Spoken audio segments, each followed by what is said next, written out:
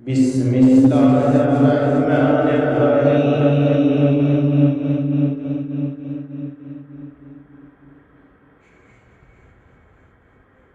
السلام علیکم ورحمۃ اللہ وبرکاتہ۔ اس چینل کو سبسکرائب کریں، لائک کریں اور شیئر کریں، اور بیل آئیکن کو آل پر کلک کریں تاکہ آپ آنے والی تمام نئی ویڈیوز سب سے پہلے دیکھ سکیں۔ شکریہ۔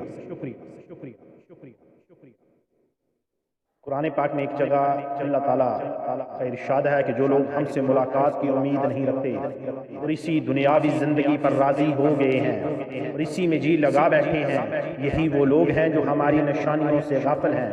سورہ یونس آیت نمبر 7۔ رسول کریم صلی اللہ علیہ وآلہ وسلم نے ارشاد فرمایا، اللہ تعالیٰ ہر رات کے آخری حصے میں دنیاوی آسمان پر تشریف لاتے ہیں اور فرماتے ہیں، کون ہے جو دعا کرے اور میں قبول کروں؟ کون ہے جو مجھ سے مانگے اور میں اسے عطا کروں؟ کون ہے جو مجھ سے معافی چاہے اور میں اسے بخش دوں؟ ابو داؤد۔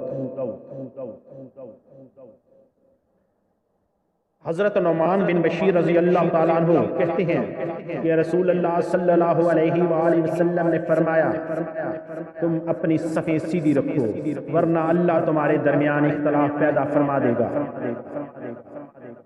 ترمذی حدیث۔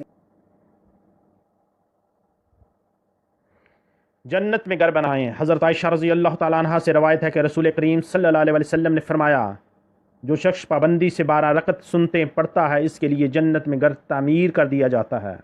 ظہر سے پہلے 4 رکعتیں، ظہر کے بعد 2 رکعتیں، مغرب کے بعد 2 رکعتیں، عشاء کے بعد 2 رکعتیں اور فجر سے پہلے 2 رکعتیں۔ ابن ماجہ حدیث نمبر 1140۔ اللہ اور اللہ کے رسول سے بہتر بات کس کی ہو سکتی ہے؟ اللہ تعالیٰ اس کو خوش و خرم رکھے جو حدیث سن کر اس کو آگے بیان کرے۔ اللہ تعالیٰ ہم سب پر اپنا کرم فرمائے۔ اللہ حافظ۔